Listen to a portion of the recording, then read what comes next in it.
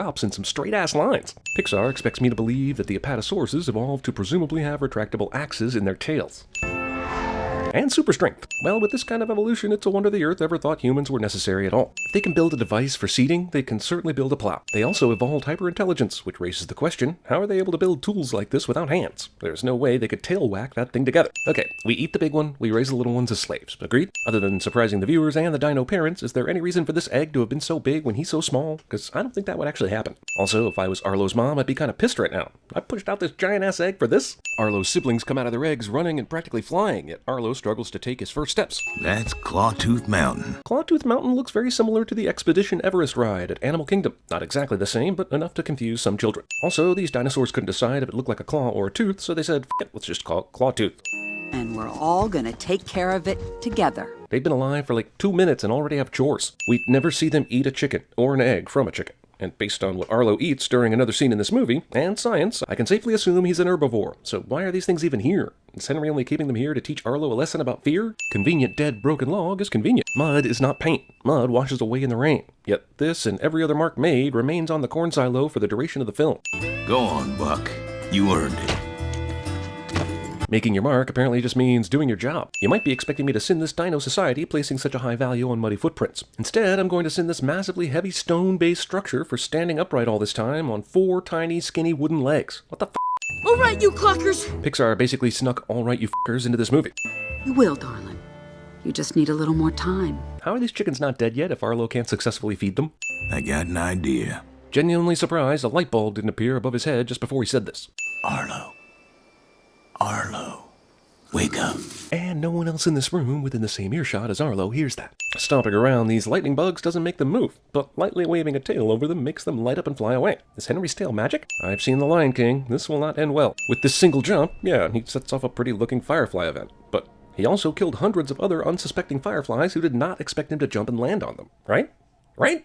The dang wilderness critters coming over the fence, eating our food. But I thought you said... Now this'll keep them rotten critters from stealing our food. Because if this keeps up, we won't have enough food to survive the winter. But all you keep here is corn. Is corn the only food you plan to eat all winter? Do you not have other storehouses with other foods that collectively might mostly cover the shortfall of this one corn storehouse? How can you have farms and storehouses like this but not have any goddamn farming sense? Are you destined to go extinct regardless of the circumstances? Movie expects me to believe adorable dinosaurs are capable of this kind of trap building and critical thinking, despite being, dinosaurs. And this is how you're gonna finish the job. Henry knows that Arlo struggles to feed the chickens, yet he thinks Arlo is capable of killing. Shouldn't he be hiding? Arlo was instructed to catch and kill the critter, not keep it from showing up.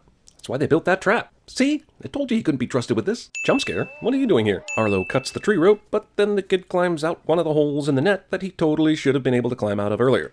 What if we get lost? As long as you can find the river, you can find your way home. Well, that sounds like some conveniently prescient bullshit that will come in handy later. Arlo literally trips over the only rock in the pathway. Fucking Arlo.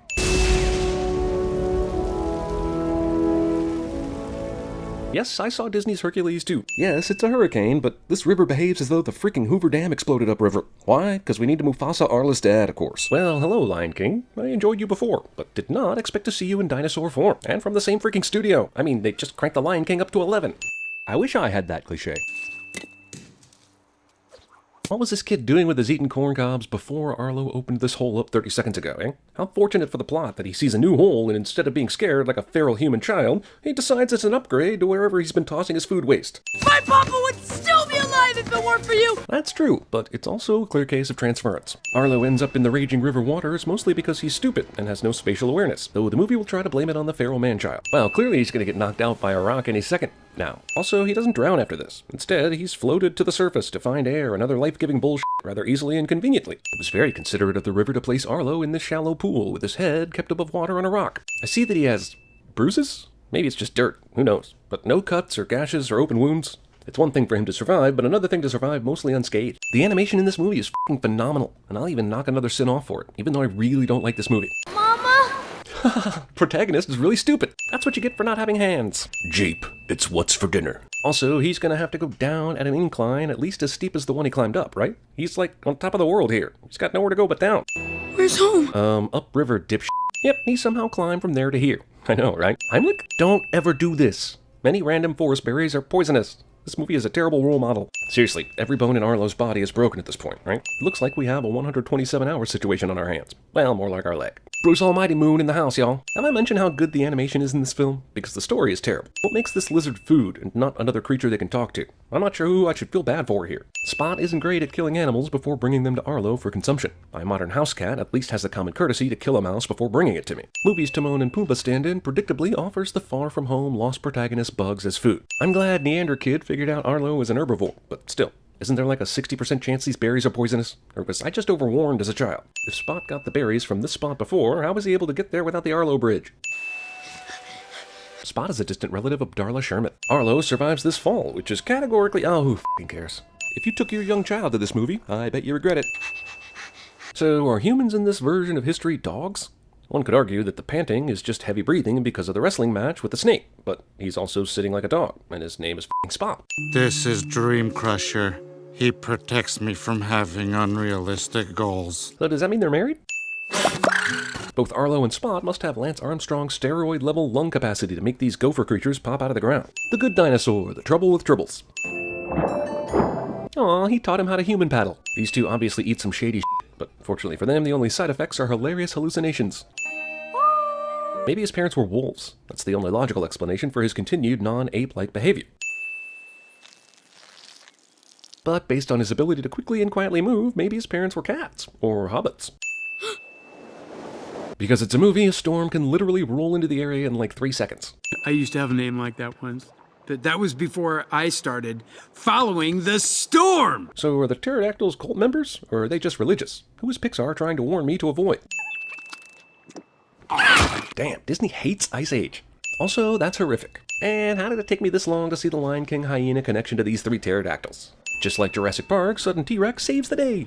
Hey, you okay, kid? The carnivorous T-Rexes are nice to the smaller, defenseless, and potentially delicious creatures, because I guess John Lasseter was tired of Steven Spielberg's vilification of the T-Rex. Do longhorns have feathers? Nope, and neither did velociraptors until 2007. Tiny Dino is able to keep up with 3 super-fast T-Rexes, somehow. Howdy. The rustlers are predatory killers and have no reason to keep Arlo alive, but sure, let's chat. Well, Arlo. And now we have the crows from Dumbo. Excellent. Ask me what I think they're doing. Hermes? So the pterodactyls are some sort of religious zealots, the T-Rexes are ranchers, so what rural stereotype are the raptors? Meth addicts? Could Butch just snap his neck instead of doing all this throwing? Wouldn't that eliminate the problem from happening in the future? Tiny Horse Wolf Thing is able to take down a giant T-Rex with no problem. Arlo continues to conveniently find things to hide behind. Grasshoppers do not double as harmonicas, even prehistoric ones. But my tail was stuck between a rock and a hard place. This movie has 2 127 hours references too many. One croc bit me on the face. And a dash of Finding Nemo. This is a Disney Pixar cliche stew, basically. Dang! Nash and Ramsey respond like they've never heard this story before. Arlo conveniently discovers his ability to crack his tail like a whip, which is an ability I'm positive would hurt like hell. Is there any reason this wild friend of Arlo's has to be humanoid? Isn't the entire point of the conceit of the asteroid missing the Earth so that you can shove dinos and humans together? And then when you do, you make the human such a mongrel that it might as well be a wolf or a prehistoric ferret? Miraculously, none of these birds took a shit on him. That seems unnecessarily dangerous. Jesus. I'm gonna be really upset if that's a person, because that will mean that all my theories are false, and Pixar decided to make people dogs in this movie for no reason. Yep, it's a person. We need to get home. Arlo denies his friend the chance to reconnect with family on his own quest to reconnect with family. In other words, Arlo is an asshole. And all the corn you can eat. Didn't he have that before? This asshole didn't learn from the last time he saw this shit. Oh no, an upside-down sky shark! Run! It's also super convenient and kind of those pterodactyls to dip their lower fin just below the cloud line in unison to tip off their presence. Also, circling like sharks takes the shark parallel you're going for one step too far, y'all. This doesn't pull the savage child's arms out of their sockets. These things are like the bizarro eagles from Lord of the Rings. They just show up suddenly whenever the script needs some cheap tension. Arlo survives this, although given the movie's previous events, perhaps this shouldn't surprise me. Also, those things would definitely eat Spot well before Arlo ever got out of this mess to try and save him. They likely split up Spot's limbs on the flight back to the nest. Main character is having a vision where his dead father shows up and tells him what he has to do to embrace his identity and fulfill his destiny. Now where have I seen that before? I gotta go help him because I love him. It's okay to love your dog, man. Just don't love your dog. Dream Dad melting in the rain is actually pretty horrific. If If I had kids, I'd be mad at Disney for scarring them with this movie's oddly gross imagery. Wow, the climax of this movie is taking place at the same time a weird hurricane is passing directly over the main mountain. Will wonders never cease? For some reason, the pterodactyls put the human food inside a hollow tree before trying to eat it. I guess for sport?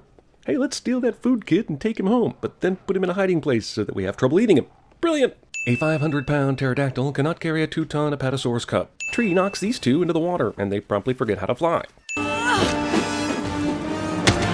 F*** off. Also, millions of years from now, Arlo's ancestors will make trick-shot YouTube videos. Already pretty hairy situation, amplified by conveniently timed super landslide.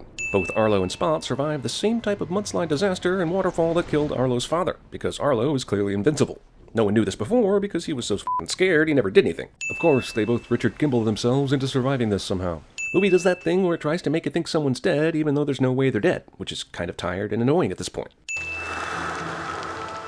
I guess blowing on someone is the prehistoric equivalent of Dwayne Johnson yelling, "Don't you die on me," while doing chest compressions. Why are they all white-haired? Are these Anderson Cooper's ancestors? His ancestors? That's right, Spot. Just Mowgli off with your new family. And that's the story of how Spot led the humans to the silo, thus ensuring their survival and killing off a good dinosaur family. Arlo got lost and manages to make it back home, all while not really accomplishing anything, so he gets to finally make his mark, whatever that means.